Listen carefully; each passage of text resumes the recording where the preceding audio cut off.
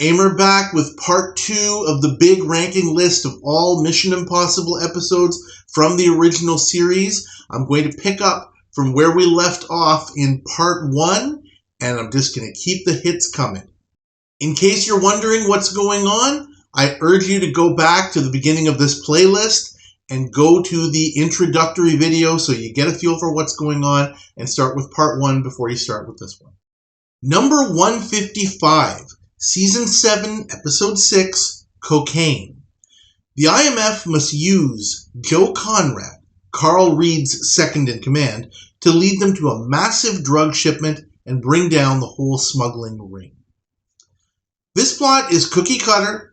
Again, the IMF has no difficulty here. They are miles ahead of the mark, and the plot is exactly the same as many plots we have seen in the past. There's no new ground covered here. It's better than the previous episodes because it has some high points, especially with Barbara Anderson's acting. She's quite effective here. She's all strung out in her apartment at one point, and she pulls that off very, very well. Also, at least William Shatner tries to be entertaining. And he is entertaining to watch, if nothing else. Number 154, Season 6, Episode 17, Image. The IMF must get the payoff list from mobster Emil Gadsden before he's able to flee the country by using his belief in tarot readings to control his behavior. Oh, and they make him believe he was a Siamese twin. The Corsican brothers plot that they use in this one is completely ridiculous. The episode relies on hypersuggestibility, so it is complete hokum, not to mention overly complicated. If you can basically make someone amenable to feeling some phantom phenomenon like a blow to the head or a heart attack on cue, why not just get them to tell you what you want to know? This is better than previous episodes because decent performances by Warren Stevens and a pre-Hill Street Blues Daniel Travanti as Gadsden's son Tony, he's the only voice of reason in the episode, and that salvages this from the bottom tier. Number 153, Season 2, Episode 14, Echo of Yesterday. The IMF must neutralize neo-Nazi Otto Kellman and his Hitler-esque heir apparent Colonel von Frank before the latter gains control of the former's vast industrial empire. This one is way over the borderline of painful. Hans Gudegast is in this one. His acting as von Frank is good. But his paranoid character is relegated to just throwing tantrums after the first 10 minutes. The Nazi backdrop doesn't do anything in this episode except give Martin Landau the chance to dress up as Hitler for a ludicrous and pointless ending.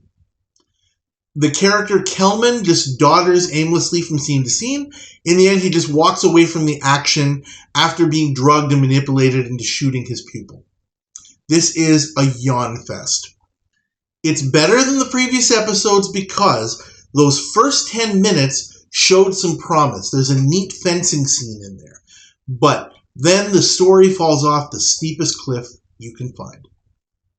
Number 152, Season 7, Episode 9, Hit.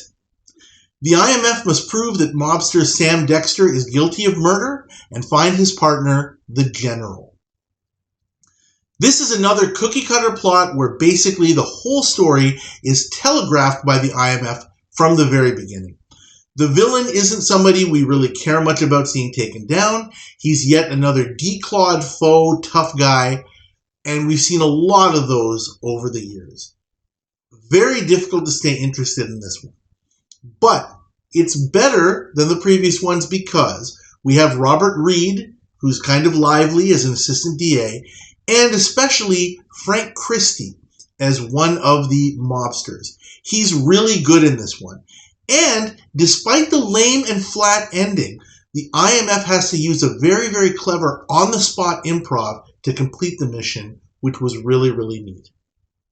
Number 151, Season 1, Episode 12, Fakeout. The IMF must force drug lord Anastas Poltroni to flee his safe hiding spot to a country that will extradite him for trial. This one has Lloyd Bridges as the villain. He's a good actor, but you would not think so from watching this episode. He is terrible here. He puts on a tough guy act, which is completely pathetic, and the plot is completely unimaginative. The effects, while they're doing some kind of high-speed scenes, are really, really bad. I just wanted Lloyd Bridges to shut up every time he started talking, and unfortunately he's in almost every scene. So that makes this difficult to sit through. It's better because there is a high spot in the beginning of the episode where Barney takes out Sid Haig's character during a neat action sequence. That's the only good thing about this one. Number 150, Season 1, Episode 19, The Diamond. African dictator Henrik Dervaard has found a massive diamond, and the IMF must stop his plan to sell it and finance his continuing oppression. The plot here is completely banal, bordering on pathetic. It's a very obvious and standard pennies from heaven plot, and the mark is a lame schmuck. He's so doomed that the IMF use their real names during the mission. Yeah, it's that bad. It's better than the previous ones because there is a good action sequence with Barney and Willie switching the sample diamond with a fake. By working through an electrical outlet with the awesome reverse ratchety screwdriver and a long-handled claw. It's a bit slow, but deliberately slow, and it isn't boring. And that alone saves this one from the basement. Number 149, Season 1, Episode 11, Zubrovnik's Ghost. Rollin and Barney need to get an American scientist working for the right team again by removing the influence of her dead husband's ghost, who is telling her to defect. Summarizing this episode in a sentence is really painful, because if any sensible person was pitched this idea, they would be laughed out of the room. I can at least sit through this one, but it is an excuse plot. It has nothing to do with things the IMF should generally be involved with. It's completely lame from beginning to end. When an episode would have been better if Shaggy and Scooby-Doo had shown up when the so-called ghost is revealed, you know that things are not good. It's better than previous episodes because of guest agent Martine Bartlett. She plays Ariana Domi in this one as a medium/psychic. Without her, this one would be absolutely wretched. Number 148, Season 7, Episode 8, Movie. The IMF needs to get the records of syndicate involvement in the entertainment business held by Norman Shields. Another excuse plot. The IMF should not be involved in this in any imaginable way. This is one where they just kind of did a plot, a pre-orchestrated routine, and then they found a mission that would fit the plot. Suddenly at the end, Jim just says to the target, I'll take that, once the MacGuffin that they're looking for finally appears. And that yoink ending just makes it clear that the first 40 minutes were a complete waste. It's better because of John Vernon, and there's also a decent performance by William Smith in this one, but that's it. Number 147, Season 5, Episode 23, The Merchant. The IMF has to take down arms dealer Armand Andersarian by offering him an irresistible deal, then bankrupting him at the casino. This is like episodes such as Phantoms, which we haven't seen yet in the countdown, and The Counterfeiter, which we have.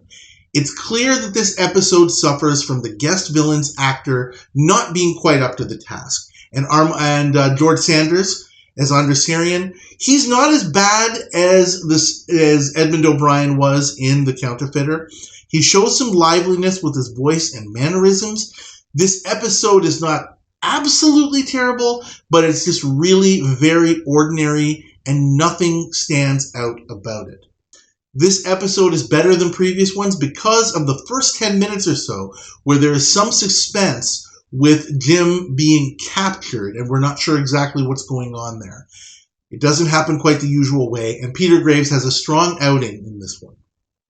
And that's it for part 2 of the countdown. Thank you all for watching. Please like this video. Please subscribe to the channel if you haven't already, and please leave your comments about these and other episodes. Part 3 is coming soon. I'll see you next time.